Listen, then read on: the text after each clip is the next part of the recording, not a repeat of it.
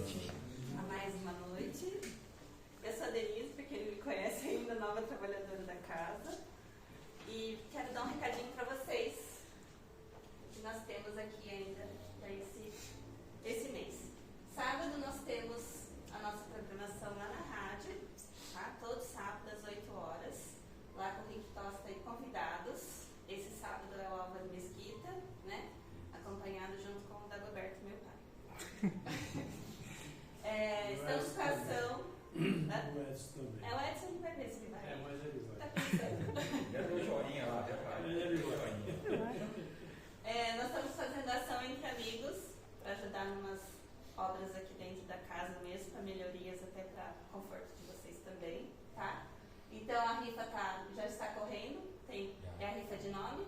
Isso, de nome. É a rifa de nome, pode falar com é o Edson que está vendo também. É o Edson que vai pegando os nominhos, R$10, né? Então, é uma caixa de ferramenta. E é uma caixa de ferramenta. As mulheres não se preocupem, tá? Compre bastante para dar serviço para os maridos, viu? Acaba as desculpas. Acaba as desculpas, não tenho ferramenta aqui, ó, sua caixa. Isso aí. O que mais? Temos nosso grupo de estudo que vai começar dia 27, que é o Livro dos Espíritos, tá? Quem quiser pode fazer a inscrição também. Tem inscrição para fazer. Só deixar o nome. Só deixar o nome aqui, então, só para saber quantas pessoas vão participar do curso, tá? E nós temos também dia 27, que vai iniciar a nossa evangelização da mocidade, que é de 12 a 21 anos. Então, quem tem o pessoal aí que está nessa faixa de idade, traz também para o centro, né? Para ir começando a aprender um pouquinho da nossa doutrina. Toda quinta-feira, das 8 às 21, no mesmo horário do curso, tá? E tem os outros dias da evangelização também, na terça, né, das 8 às 21, que é o pessoal dos piquititicos, dos 3 a 6 anos, e no sábado, das 14 às 15, que é o pessoal de 7 a 11 anos. Então, quem tem família aí no Lecadinha, traz pro centro. Não tem mais desculpa? Não. Não tem mais, né? Agora já fechou toda a idade. E a gente, né? Estamos aqui a essa hora. Faltando a minha aí. Não, essa idade já está inclusa aqui, ó. A sua idade normalmente é de segunda e quarta. E temos as últimas palestras do mês, né? Dia 22, sábado, com o Tiago. Dia 25, com a Simone, maravilhosa. E dia 29, com o Henrique, que é o mesmo que faz os sábados lá na rádio. Tá bom? O que mais? Domingo, a gente já vem falando, né? Os meninos a gente já vem falando das cartas consoladoras, tá? Então vai ser domingo, a partir das 9 horas da manhã, lá no 13º quarteirão. Quem quiser pode ir, vai lá, tentar, né, receber alguma notícia do seu ente querido. E a gente pede também para uma doação de alimentos, que a gente doar lá para o Perlate, tá? Para o Hospital Perlate. Então, quem quiser, domingo às 9 horas da manhã, tá bom? Acho que é só, né?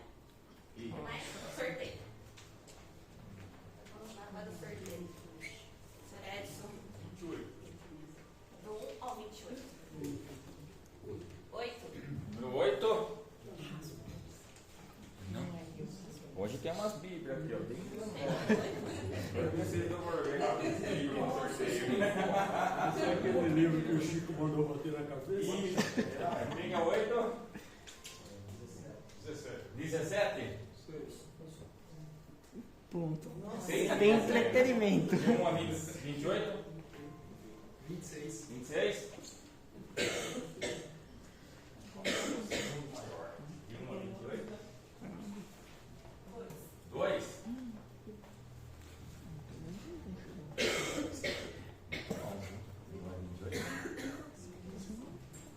10. 10?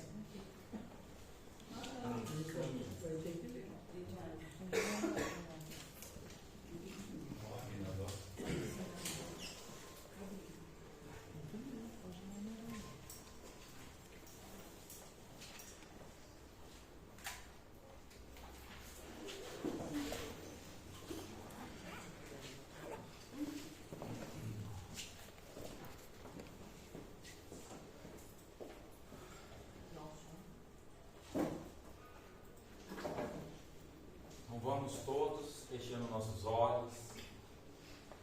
Vamos deixando essa música nos guiar. Que ela não está guiando. Por que você não colocou o cabo? Então, vamos todos fechando nossos olhos, elevando nosso pensamento a Jesus, o nosso Mestre, a qual vai banhando nossa casa, nosso ser com uma luz branca. Vamos sentindo essa energia, essa luz penetrar. Vamos nos tornando elos luminosos em sintonia com Jesus e com o plano superior. Nos sentindo bem iluminado, e essa luz vai expandindo, envolvendo uns aos outros aqui, a qual vai nos ligando no único pensamento de aprender os ensinos do nosso Mestre, para que possamos aplicá-los no nosso dia a dia. Vamos sentir o nosso guia espiritual já ao nosso lado, que nos abraça amorosamente, nos envolvendo no seu amor. Com ele nos ligamos as equipes aqui da casa que desde os primeiros momentos do dia vem preparando esse ambiente, nos envolvendo, para que possamos ficar bem confortáveis, seguros, receptivos. Com ele, mentalizamos aqui a nossa Mãe Santíssima, Maria de Nazaré, a qual abre seus braços amorosos e nos envolve no seu manto azul. Vamos mentalizando, saindo desse manto, uma nuvem azul bem clarinha, que vai nos envolvendo, penetrando mente e corações. Mãe, lucifique nosso sentimento, abranda nossos corações, Mãe, para que possamos auxiliar a todos que vêm até nós, encarnado ou desencarnado. Vamos sentando no colo da nossa Mãe, a qual ela nos acaricia o cabelo, nos trazendo todo esse amor.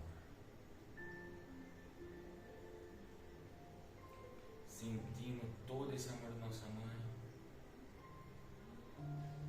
vamos ligando a Deus, o nosso Pai, mentalizando esse azul infinito dos céus, essas estrelas, a grandiosidade do nosso Pai, o amor que Ele tem por nós. Obrigado, Pai, por esse momento, por estarmos aqui, para aprender, para evoluir, para reparar os nossos erros, Pai, auxiliando sempre na sua construção universal. Sentindo todo esse amor, vamos pedindo licença para darmos início ao estudo da noite e que a equipe da casa ilumine o nosso palestrante, o Edson, que possa trazer muitas reflexões para nós, que pelo menos saímos daqui com uma única informação, a qual possamos exemplificar até o dia do nosso desencarne. Que Jesus nos abençoe e abençoe nossos estudos. Que assim seja. Meu amigo, a casa é toda sua. Obrigado. Deixa eu transferir o slide, sei lá, só. Boa noite. Boa noite a todos. Prazer muito grande estarmos aqui novamente nessa casa de orações. E o nosso tema é a importância da espiritualidade. Muitos de vocês já me ouviram dizer o seguinte: o espiritismo não é uma doutrina melhor do que as outras. Todas as religiões são boas, porque todas pregam amor. Simplesmente assim. É simples. A realidade da vida é muito simples, nós é que complicamos. Porém, o espiritismo é uma doutrina diferente das outras, mas bastante diferente das outras. Em que sentido? As religiões, de maneira geral, pregam o amor, os princípios morais. As doutrinas cristãs, como a nossa, se baseiam no Evangelho de Jesus. As doutrinas não cristãs se baseiam nas suas escrituras sagradas, que da mesma forma prega o amor como a essência da vida. O grande remédio para todos os males, ou o único remédio para todos os males, é o amor. Não nos transformaremos, consequentemente, a humanidade não se transformará se não exercitar o amor. Ponto. Então nós mesmos podemos ter uma avaliação, fazermos uma análise e observarmos que nós temos muito que melhorar como seres humanos do planeta Terra, para que possamos dar um passo um pouquinho maior, caminharmos com um pouco mais de velocidade nessa longuíssima escala da evolução espiritual. Portanto, em pleno 2023, quando eu disse isso, a questão do amor, a questão que todas as religiões são importantes, nós convivemos tristemente com intolerância religiosa. Então é um sintoma grave da enfermidade profunda que ainda assola os corações humanos. Porque falar em intolerância religiosa realmente é um paradoxo. Nós somos todos irmãos. O nosso objetivo é o mesmo, só que cada religião tem o seu caminho e nós precisamos aprender a respeitar. Então eu saliento sempre isso, a importância de nos integrarmos, de gradativamente, quem sabe, conseguirmos eliminar. E quando se fala em intolerância religiosa, nós estamos falando de coisas graves, de crimes praticados em função dessa intolerância. Mas o Espiritismo é diferente em que sentido? Allan Kardec organizou a nossa doutrina baseada não apenas no pilar dos princípios morais evangélicos, mas acrescentou mais dois: o pilar científico e o pilar filosófico. O objetivo dele, nas entrelinhas, é que nós gradativamente possamos uni-los num pilar só. Porque não tem como entendermos a casa do Pai se não integrarmos todos os conhecimentos de todas as áreas. É interessante isso é mais um sintoma dos nossos equívocos profundos que retardam a nossa evolução. A casa do Pai é regida por leis naturais criadas por Ele, obviamente. Então não existem leis naturais voltadas às questões morais, leis naturais voltadas às questões materiais. Existem leis que regem o universo. Mas nós ainda separamos. Se eu disser que as leis da física são leis divinas, muita gente vai estranhar. Não, como leis divinas, Edson? Nós estamos aqui numa casa espírita. Se estivéssemos numa igreja católica ou numa igreja evangélica, seria a mesma coisa? Como assim? São os físicos, foram os físicos que criaram as leis da física. Não. Os físicos estudam as leis da física. Os biólogos estudam as leis da biologia. Os químicos estudam as leis da química. Mas são leis divinas, que explicam o universo. As leis da biologia explicam como funciona esse instrumento pedagógico chamado corpo físico, no qual nós que aqui estamos encarnados, estamos inseridos, enclausurados, para apenas com apenas uma finalidade: continuarmos nosso processo de aprendizagem visando a nossa evolução, o nosso crescimento espiritual. Veja a importância da interação espírito-corpo físico. Reencarnamos, desencarnamos, e as leis do universo regem todo esse processo. Como que nós podemos separar uma coisa da outra? Mas ao longo da nossa história foi assim. E continua assim.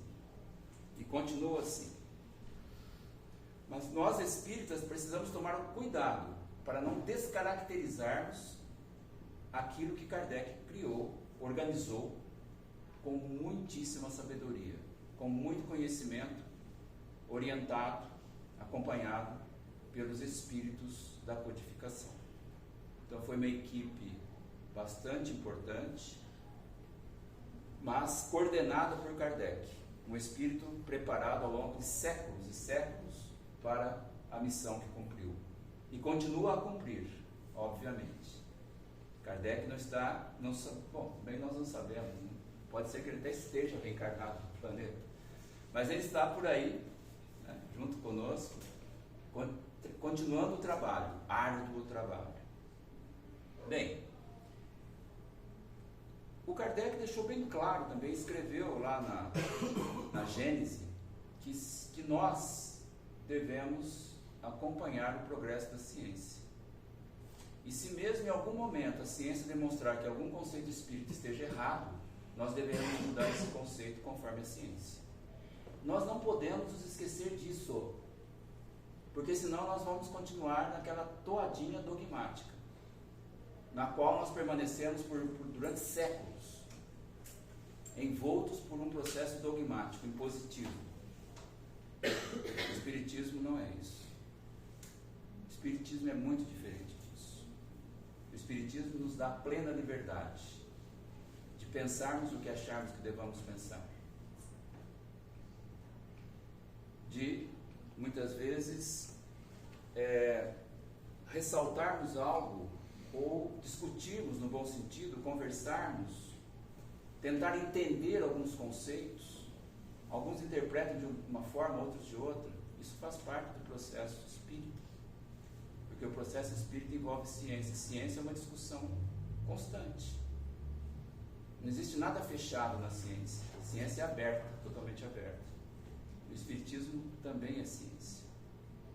Então, o que eu vou mostrar para vocês hoje são alguns conceitos práticos, mostrando a importância da espiritualidade, mas já com comprovações científicas. A partir daí, nós vamos deixar de enxergar a religião como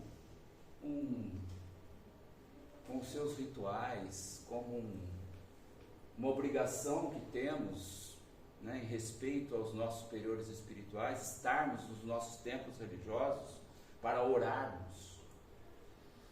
Vai muito além disso, o processo espiritual. Muito além disso.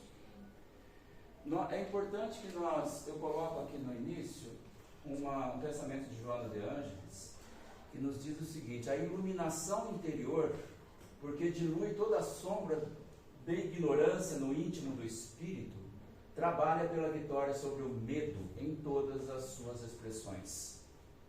Nós temos medo da morte, nós temos medo da vida, nós temos medo do insucesso, das doenças, dos erros, da velhice, da miséria, ocorrendo ora abruptamente, ora lentamente. Vejam bem, vós sois deuses.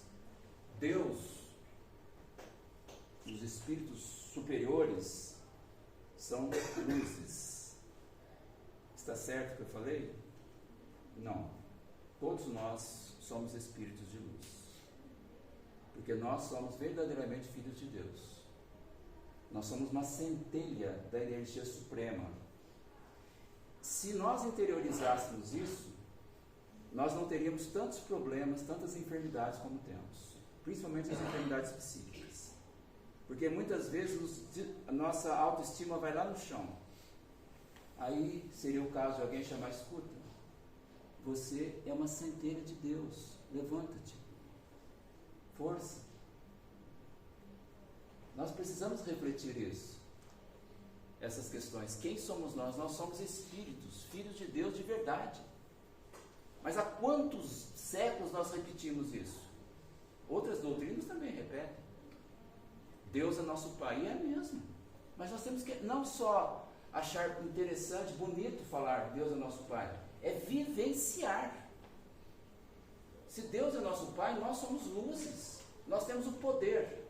Nós estamos em processo de evolução, de crescimento espiritual.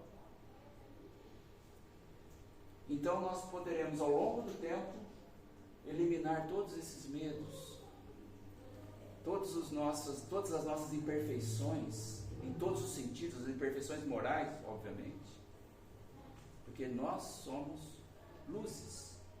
O que muda de um espírito para outro é a intensidade da luz. A intensidade da luz. Mas o mais inveterado criminoso da face da terra é um espírito de luz. É uma vela bem pequena, aquela luz bem apagada. Mas essa intensidade vai aumentar ao longo do tempo. É assim o processo evolutivo.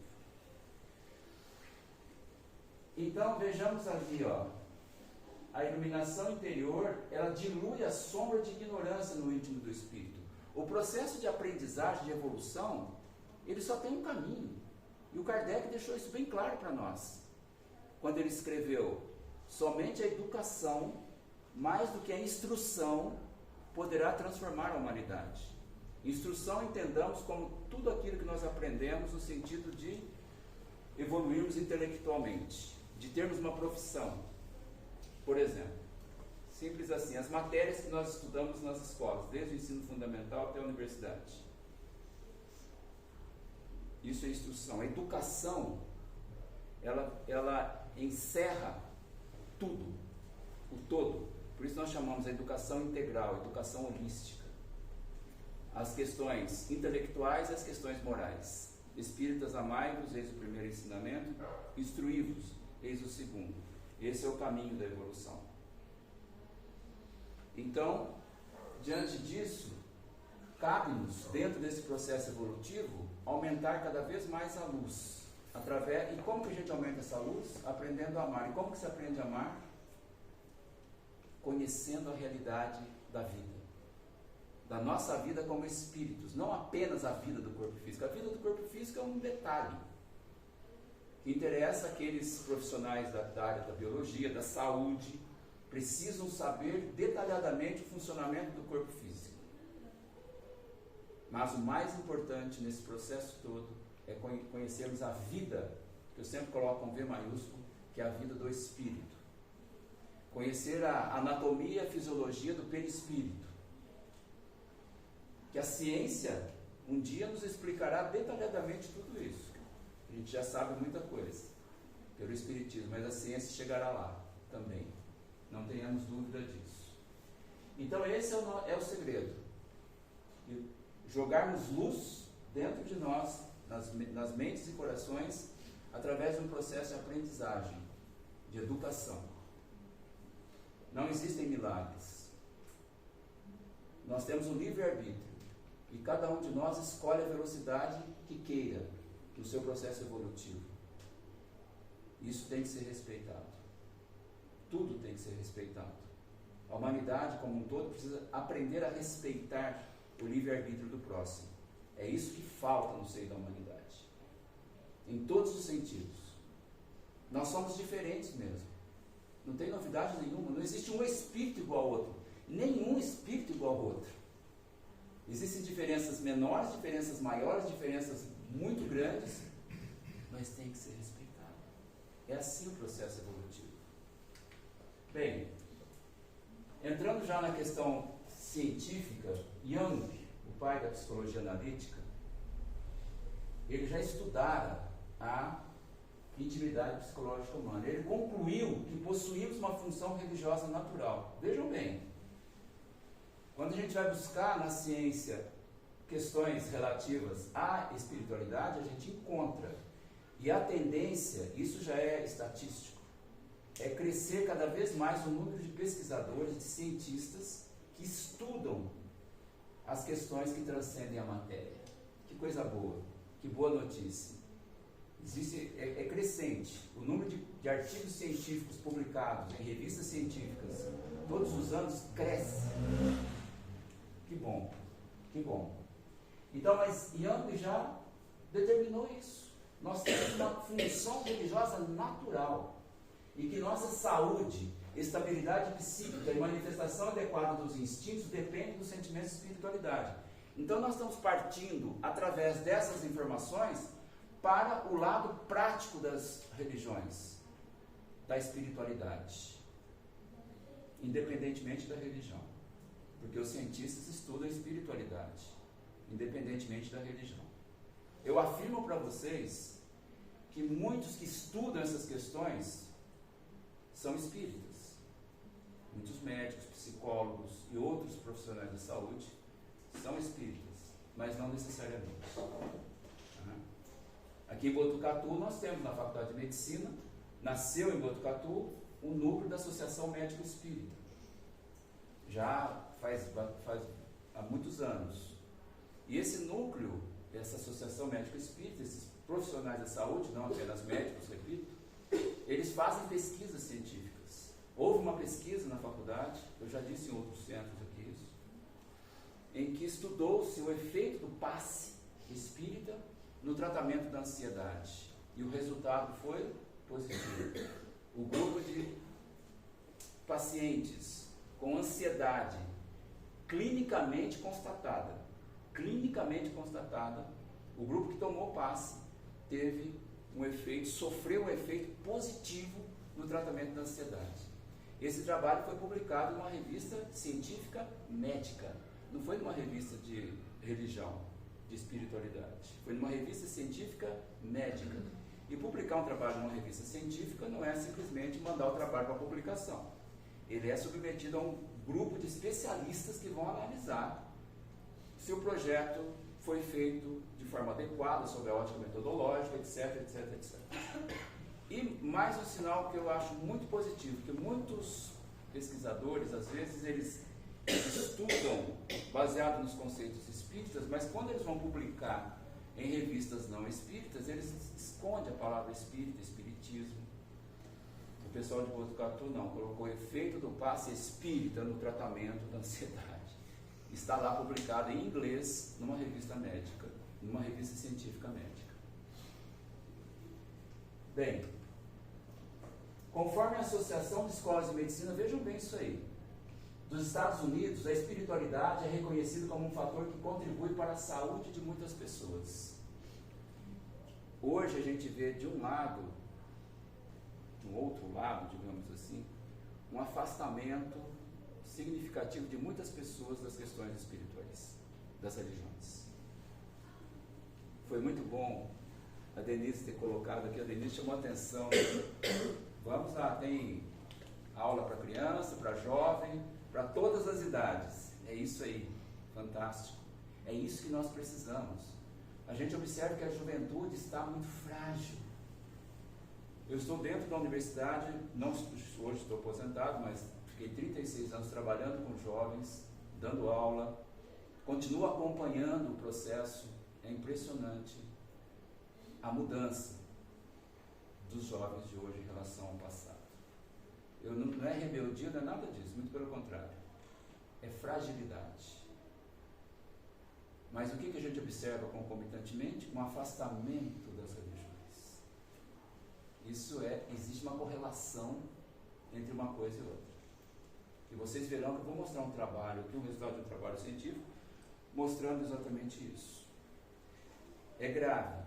Então, o trabalho que as casas espíritas, que todas as igrejas fazem, de ensinar as crianças, os jovens, é fundamental para a sanidade psíquica de todos nós. Isso está comprovado cientificamente. O conceito de espiritualidade é encontrado em todas as culturas e sociedades. Ela é expressa nas buscas individuais para um sentido da vida, através da participação na religião ou crença em Deus, na valorização da família, que é a célula básica do processo educacional, o respeito à natureza e o contato com a natureza, o racionalismo, o humanismo e nas artes. Aquele termo ali, ó, esse aqui é o termo central. Normalmente as pessoas que estão no processo psíquico doentio, elas não veem o sentido da vida. Qual é o sentido da vida? Essa é a pergunta que nós fazemos quando estamos, principalmente quando estamos diante de grandes obstáculos, de grandes desafios, de grandes dores. Qual é o sentido da vida? E aí, junto com a resposta a essa pergunta, vem uma outra: quem sou eu? Porque não dá para responder qual é o sentido da vida se nós não entendermos quem somos nós. Que nós somos espíritos, nós não somos corpos físicos, que a realidade nossa não é essa realidade que essa visão biológica consegue captar.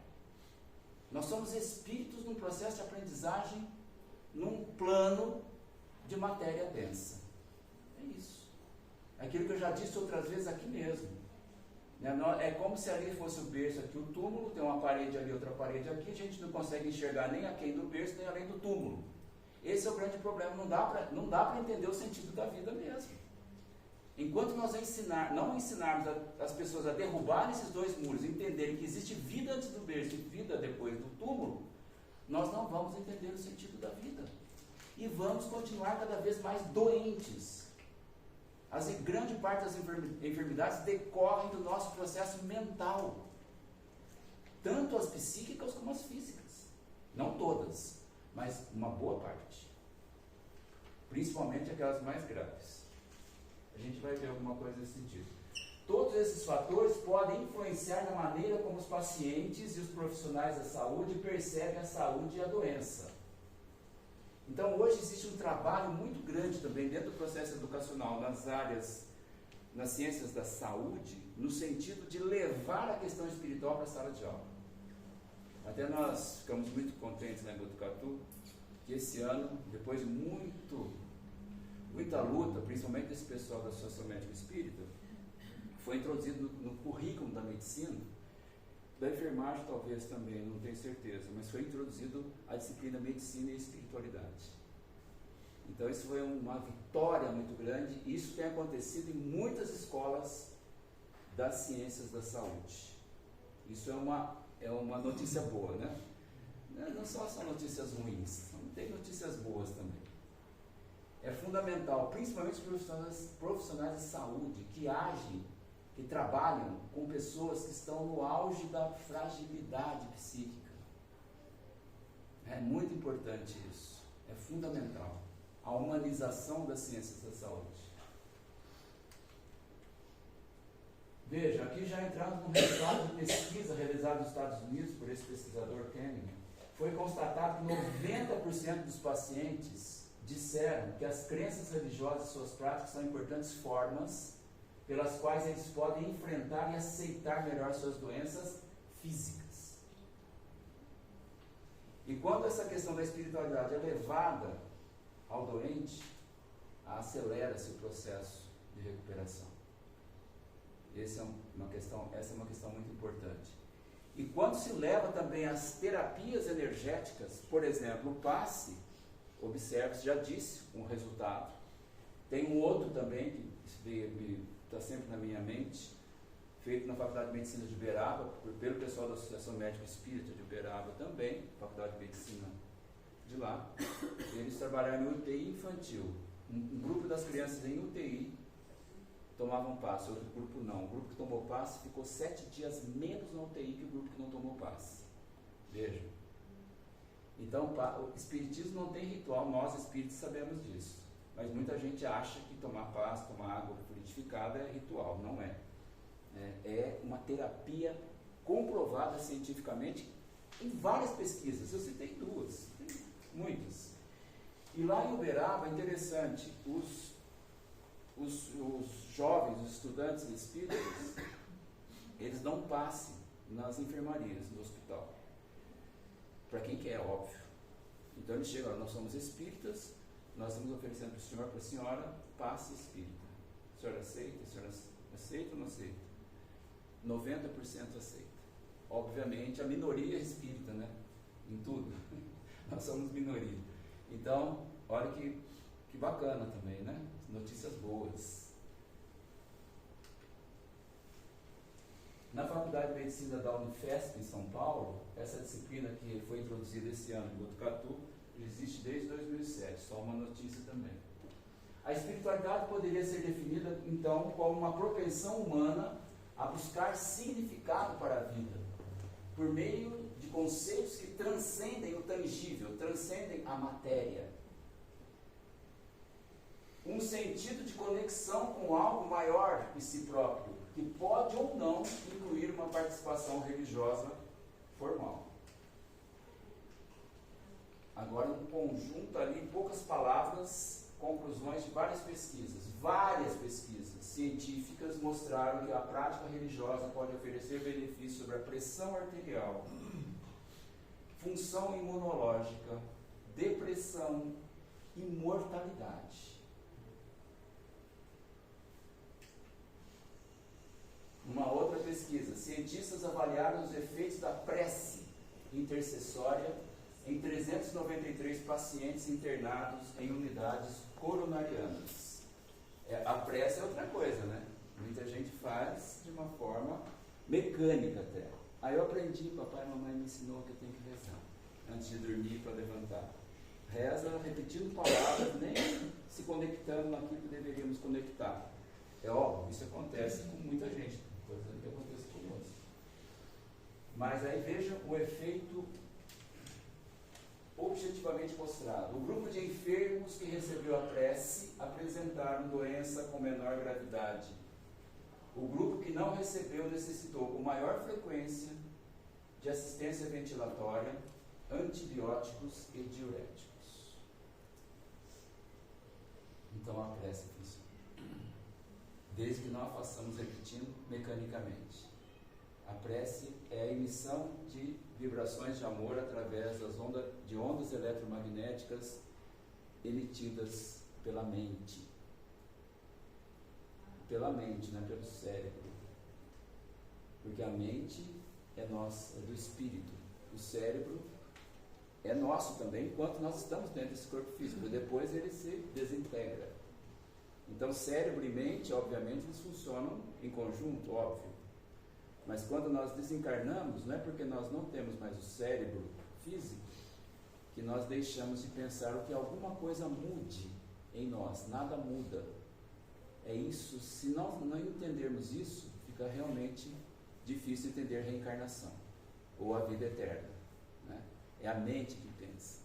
Então o espírito desencarnado ou encarnado, ele emite vibrações de amor que atinge o alvo e pode até ajudar na cura de determinadas enfermidades. Numa outra pesquisa, os cientistas avaliaram 6.545 adultos na Califórnia durante 31 anos. Vejam que 31 anos de pesquisa. Observou-se que a prática semanal de atividade religiosa foi associada à redução da mortalidade por câncer. Vocês estão percebendo a profundidade disso aí? Conclusão: a influência da religiosidade e espiritualidade tem demonstrado potencial impacto sobre a saúde física, definindo-se como possível fator de prevenção e desenvolvimento de doenças. Prevenção e desenvolvimento de doenças. Esse é o grande objetivo da área da saúde, da ciência da saúde. Prevenir. Não deixar que a doença aconteça. Gasta-se muitos recursos financeiros, quando não se faz, muito mais, né? Quando não se faz a prevenção. Sabendo que a questão espiritual pode ajudar a prevenir. Que coisa maravilhosa. Estudos com grande número de voluntários determinaram que a prática regular de atividades religiosas tem reduzido o risco de morte em cerca de 25% a 30%. Aí tem um fator que eu coloco sempre: espiritismo é isso. Espiritismo, já disse, é reflexão constante. Então eu coloco para reflexão de vocês. Muitos dizem assim: mas como assim reduzir? Como a hora da minha partida já está marcada? Será que está marcada? Se for assim, não existe suicídio inconsciente. André Luiz perdeu tempo em ensinar-nos o que é suicídio inconsciente na obra Nosso Lar. Se for assim, livre-arbítrio não existe. Qual é a diferença de alguém, por exemplo, que toma cuidado com a sua saúde, daquele que não toma cuidado com a sua saúde? Daquele que cultiva vícios em relação àqueles que não cultivam vícios? Daqueles que se alimentam bem em relação àqueles que não se preocupam com isso? É óbvio que tem uma diferença. Então nós precisamos tomar cuidado na interpretação daquilo que está escrito. Mas isso é para nossa reflexão. Quem vem aqui na frente e fala não impõe nada. O Espiritismo não impõe nada. O Espiritismo traz subsídios para a nossa reflexão. Porque nós podemos distorcer informações. Porque nós temos essa característica. Nós sempre queremos tirar das nossas costas a responsabilidade da nossa existência. E atribuir para alguém. E esse alguém, normalmente é Deus. Não foi Deus quem quis.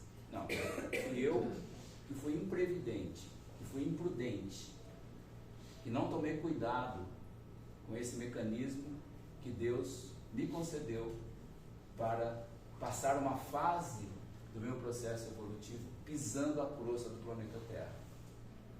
Pensando nisso. Muitos de vocês devem ter ouvido falar do Dr. Sérgio Filipe Oliveira, ele é professor da Faculdade de Medicina da USP, e ele é bastante conhecido pelo estudo da glândula pineal. Então, ele é um médico espírita, obviamente, que tem um papel fundamental. E ele afirmou o seguinte, que os médiuns que aqui estão, os tarefeiros, experiência que aqui estão, sabem muito bem o que significa isso aqui. Ele afirmou que ouvir vozes e ver espíritos não é motivo para tomar medicamentos pelo resto da vida. Ao longo da história, imagine quantos médiuns foram sacrificados, queimados na fogueira. Quantos médiuns foram e estão ainda internados em hospitais psiquiátricos por desconhecimento daquilo que transcende a matéria, por desconhecimento da mediunidade, por desconhecimento do processo obsessivo. Mas hoje a própria ciência comprova que realmente a obsessão existe, que realmente a mediunidade não é farsa, porque existem estudos científicos profundos mostrando a diferença da farsa para a mediunidade real, do médium para aquele que não é médium. Segundo ele, a obsessão espiritual como doença da alma já é reconhecida pela medicina. Desde 1998, a Organização Mundial de Saúde incluiu o bem-estar espiritual como uma das definições de saúde ao lado dos aspectos físicos, mentais e sociais. As coisas evoluem. A obsessão espiritual passou a ser conhecida na medicina como possessão em estado de transe, que é um item do Código Internacional de Doenças, de número 10, que admite a interferência espiritual obsessora. Qual a porcentagem da humanidade que sabe disso? Ínfimo. E mesmo de profissionais da saúde. O Código Internacional de Doenças número 10, item F44.3, define estado de transe e possessão como a perda transitória da identidade, com manutenção da consciência do meio ambiente, fazendo a distinção entre os normais, ou seja, os que acontecem por atuação espiritual. Então é possível diagnosticar isso aqui, dos que são patológicos, provocados verdadeiramente por doenças psíquicas. Veja que coisa fantástica. Vocês entenderam por que o espiritismo é diferente? Mas não é só espíritas que estudam isso. Eu já disse para vocês, o espírita, muitos espíritas, médicos, enfermeiros, psicólogos e outros profissionais de saúde trabalham na ciência nesse campo. Agora entrando na questão da educação, né? A ciência comprovou através de inúmeros estudos que crianças e jovens submetidos a um processo de educação religiosa / espiritual desde a tenra idade apresentam significativa diminuição do risco do uso de álcool e de outras drogas. Meu Deus do céu! Então nós vamos enfatizar, chegar para os pais que não querem levar os filhinhos e as filhinhas para a atividade religiosa, mostra o que nós podemos evitar levando essas crianças, encaminhando-as para um processo religioso. E existem as pesquisas que mostram isso. Em estudo da Universidade Federal de São Paulo, da Faculdade de Medicina também, o impacto da religiosidade e espiritualidade mostrou-se superior à prática de esportes e de atividades artísticas, como teatro, na prevenção do uso de drogas. Não que essas atividades não sejam importantes, são, mas juntadas com a questão espiritual, o efeito é muito maior. É muito maior. Pesquisa científica realizada com 12.595 jovens universitários brasileiros demonstrou que aqueles jovens que afirmaram não ter religião apresentaram probabilidade de 152% maior de usarem bebidas alcoólicas. 183% em relação ao tabaco, 109% maconha e 142% para outras drogas em relação aos religiosos, independentemente da crença. Independentemente da crença. Num outro estudo efetuado na periferia de São Paulo, pesquisadores da USP trabalharam com 62 jovens divididos em dois grupos. O primeiro, 32 indivíduos não usuários de drogas, e o segundo, 30 usuários. Dentre várias questões que eles levantaram, vejam que impressionante esses números aqui.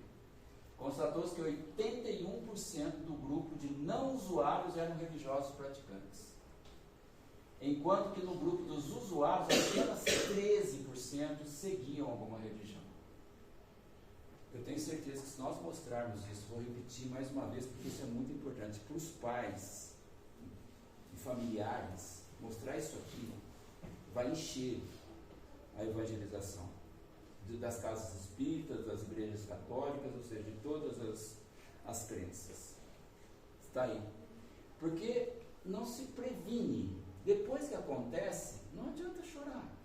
Aí a gente tem que acolher, porque nós teremos um doente, não uma pessoa que não tenha vergonha, como se fala muito.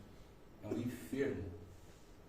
E essa enfermidade pode ser prevenida através de um processo de espiritualização.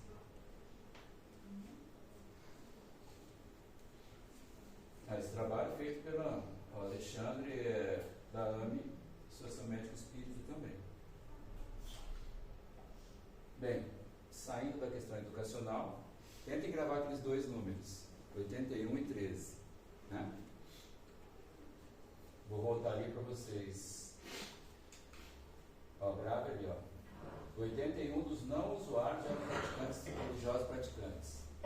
Dos usuários, 13 apenas eram religiosos praticantes.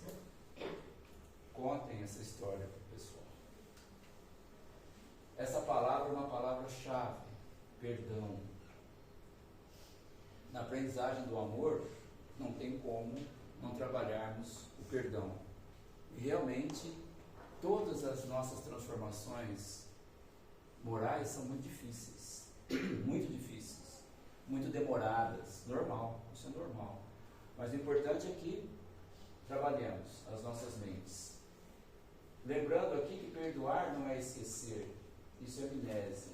Perdoar é se lembrar sem se ferir e sem sofrer, isso é cura. E saibamos que o orgulho é um dos dificultadores do perdão. Madre Teresa de Calcutá nos ensina. Muitas vezes as pessoas são egocêntricas, ilógicas e insensatas. Veja que no final das contas é entre você e Deus, e não entre você e os homens. Então nós vivemos aqui, ó, no nível da crosta terrestre, encapsulados dentro de um casulo, um atirando no outro, através do processo mental. É a arma poderosíssima, a mente. Dos dois lados, ela pode curar através do amor e pode adoecer, matar através do ódio. Olha que arma poderosa que nós temos aqui. Então, nós nos dizemos religiosos, frequentamos um templo religioso e vivemos criando conflitos. Nós não estamos aqui para criar conflitos. Nós estamos aqui para resolver os problemas dos conflitos que nós já causamos em outras. Lei de causa e efeito. Nos esquecemos da lei de causa e efeito. A gente nos esquecemos da lei do livre-arbítrio também, porque a gente se esquece. Não foi Deus, não, foi você. Nós temos 100% de livre-arbítrio. mas nós não entendemos o que é livre-arbítrio sob a ótica divina. Mas existe a lei de causa e efeito. É simples. Causa e efeito. A nossa vida não se resume ao intervalo entre o berço e o túmulo. Eu já disse isso. Tudo que está em nós é consequência, é fruto, é resultado de tantas encarnações passadas. E certamente eu tenho certeza com relação a mim, que eu não fui melhor em outra encarnação. Nós somos a tendência, essa é a nossa melhor encarnação. Porque se não existe retrocesso, ou nós estamos estagnados, ou caminhando, subindo os degraus muito lentamente. Se essa é melhor, e se eu crio conflitos ainda, imagino o que eu já fiz em passadas. Só que um detalhe, que nós precisamos estudar e entender o perispírito.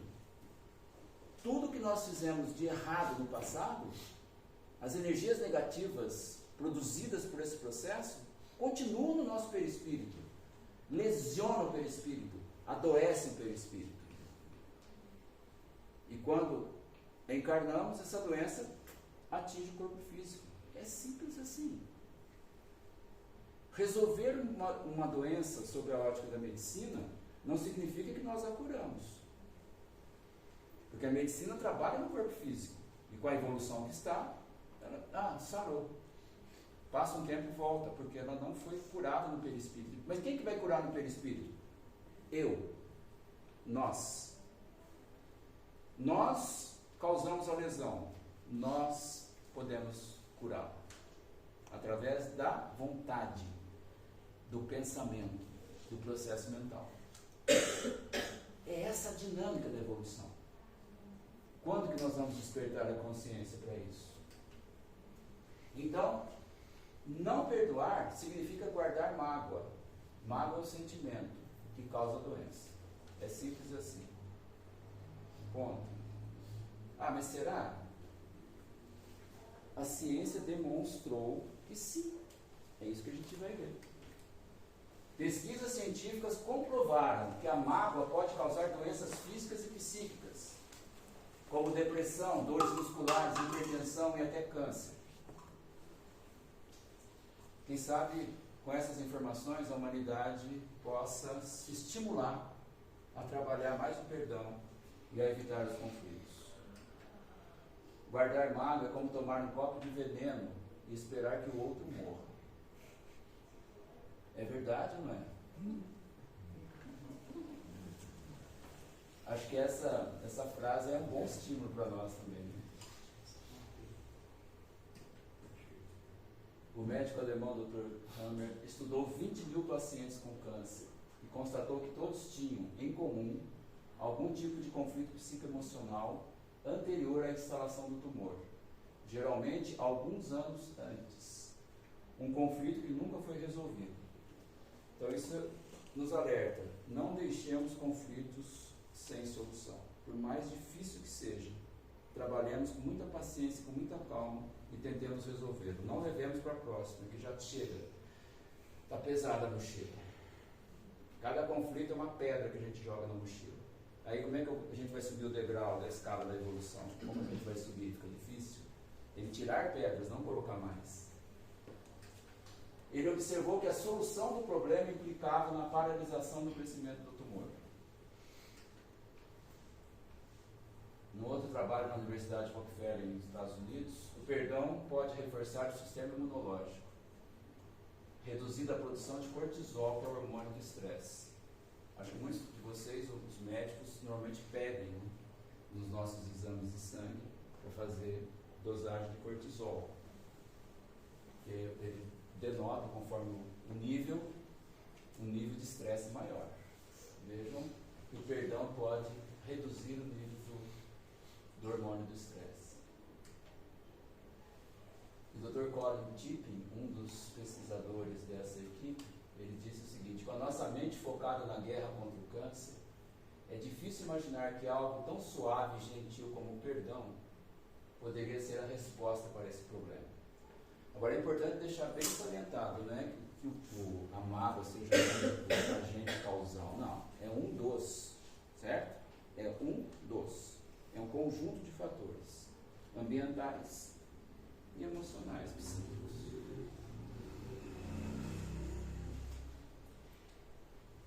A gente vive essa palavrinha aí que nós vivemos a ilusão da angelitude. Nós nos achamos perfeitos. Estou falando nós, falando da humanidade como um todo. Né? Se você me pede perdão, eu falo, não vou te perdoar, é sinal, então, você fala, bom, conclusão que eu chego, acho que ele nunca erra. Então, se ele nunca erra, ele é perfeito. Todos nós erramos. Todos nós estamos num padrão muito parecido de evolução.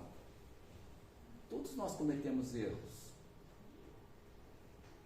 Então, se nós partíssemos desse pressuposto, ficaria até mais fácil perdoar. Não, da mesma forma que eu vou perdoar, um dia ele poderá me perdoar. Porque eu poderei errar, né? Fazer algo inadequadamente em relação a ele. Então, nós não somos espíritos, estamos longe, muito longe da perfeição. Se todos nós erramos, consideremos isso. Nós não somos anjos. Quem somos nós? Nós somos espíritos em processo de crescimento espiritual, em processo de aprendizagem do amor, em processo de evolução. A única coisa que Deus não criou foi o mal. O mal é algo normal para aqueles que estão em processo de aprendizagem. Todos que estão em processo de aprendizagem erram.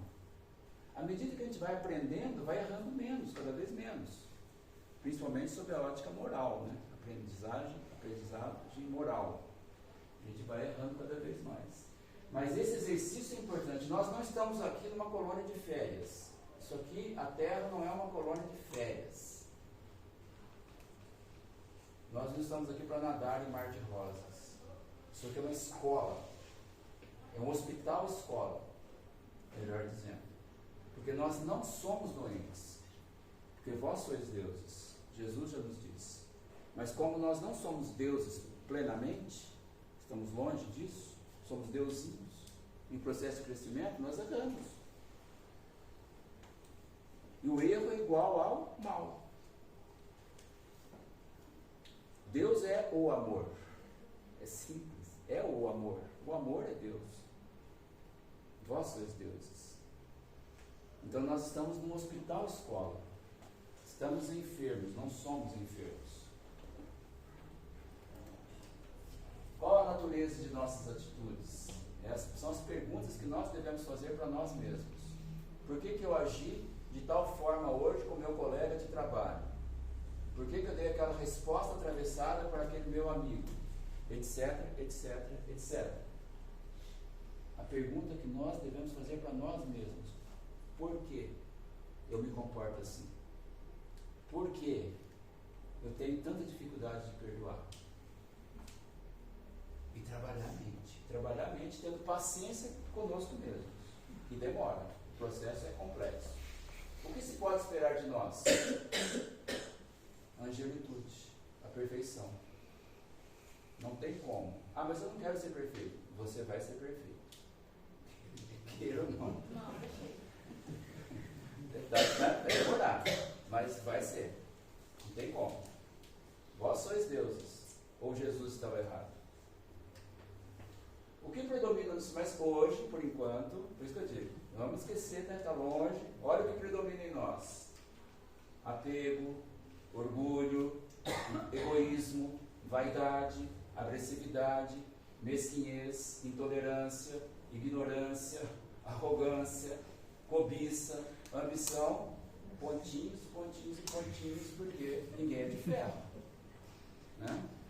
Colocar mais, enche mais um quadro daquele. Se continuar, enche mais um quadro. Mas é normal. É assim mesmo. Nós estamos aqui para superar tudo isso. Não é para passar férias.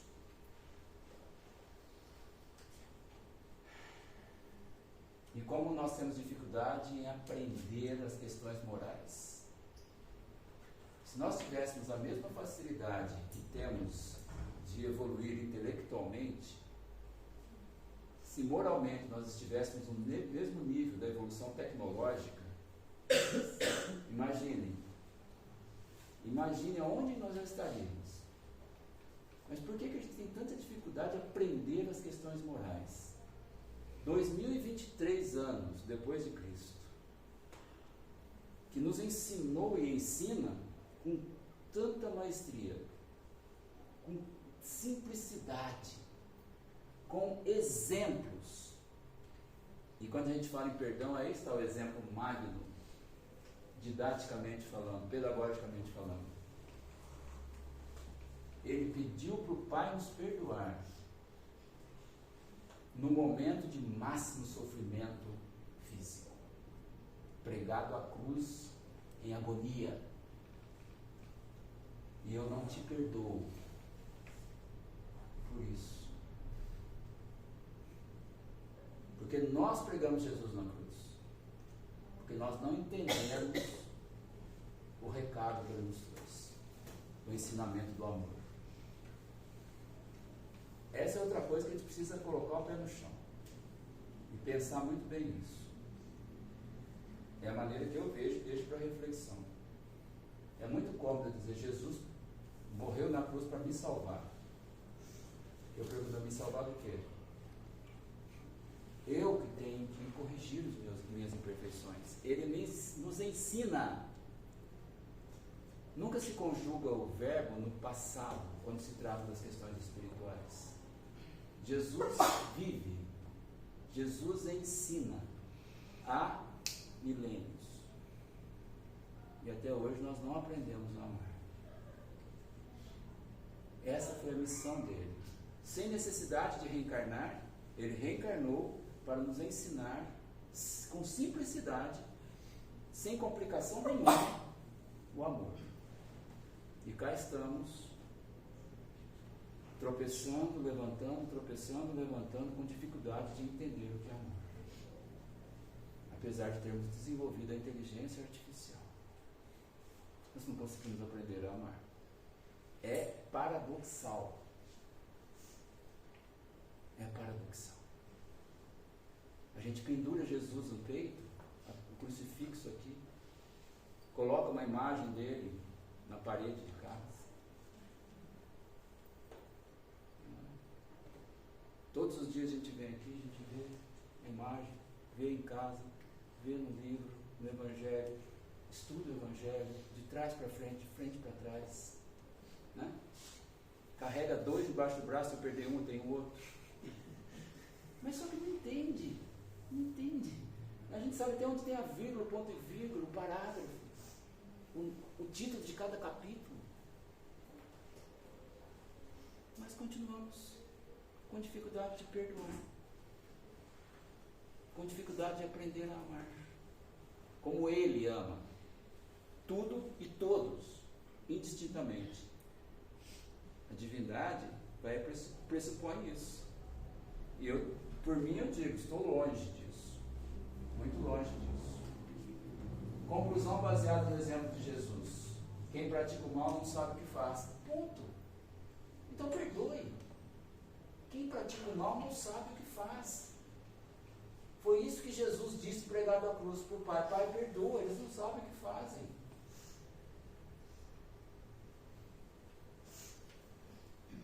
E para encerrar, uma fábula que eu achei muito, muito didática. Creio que vocês acharão também. Um mestre do Oriente viu quando o escorpião estava se afogando e decidiu tirá-lo da água. Mas quando o fez, o escorpião o picou, como era de se esperar. Pela reação de dor, o mestre soltou, o animal caiu na água e estava se afogando novamente. Ele tentou tirá-lo mais uma vez, e outra picada. Alguém que observava aproximou-se e disse: desculpa-me, mas o senhor é teimoso. Não entende que todas as vezes que tentar tirá-lo da água, ele o picará? Agora se preparem para o impacto do ensinamento. O mestre respondeu: a natureza do escorpião é picar. Isso não mudará a minha, que é auxiliar. Isso chama atenção. Né? A outro fez o mal, você vai fazer o mal também? Então é escorpião com escorpião. Tentemos não mudar a nossa natureza. Essa é a lição. Então, com a ajuda de uma folha, o mestre salvou a vida do escorpião, mesmo com 2 picadas na mão. Nós não faríamos isso. Já teria mais. Tá afogado. Xingado. Conclusão: não mude a sua natureza se alguém te faz algum mal. Alguns perseguem a felicidade, outros a constroem. E agora, para encerrar mesmo, preocupe-se mais com a tua consciência do que com a tua reputação. Porque a tua consciência é o que você é. E a tua reputação é o que os outros pensam de você. O que os outros pensam não é nosso problema. É problema deles. Está aí alguns caminhos, algumas ferramentas para a nossa reflexão prática a respeito da nossa evolução. Que a paz do Mestre Jesus nos envolva.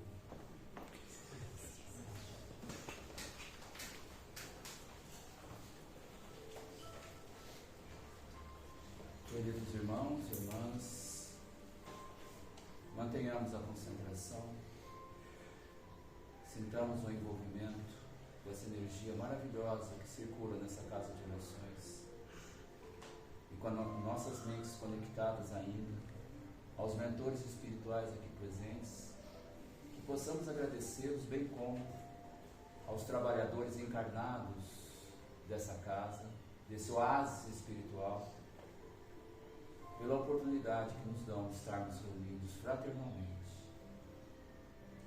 tentando compreender tudo aquilo que envolve a casa do Pai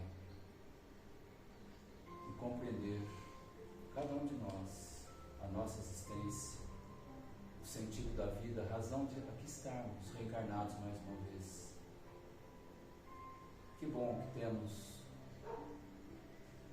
esse abrigo energético, onde circula uma energia muito diferente daquela que usualmente encontramos nos nossos ambientes de convivência, fruto das mentes voltadas ao amor.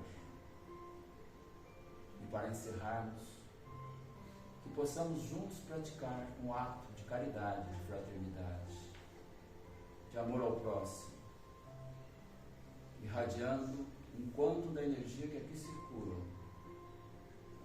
a tantos irmãos e irmãs que sofrem profundamente, aqueles enfermos, sobretudo os gravemente doentes, internados nos hospitais ou nos leitos domésticos, também aos nossos irmãos e irmãs carentes materialmente, principalmente os que passam fome nesse planeta Terra. 2023, anos depois de Cristo, são cerca de 800 milhões de irmãos e irmãs a passarem fome, a não terem um prato de comida durante um dia ou mais. Oremos também por aqueles que perambulam, fugindo dos conflitos armados, das guerras.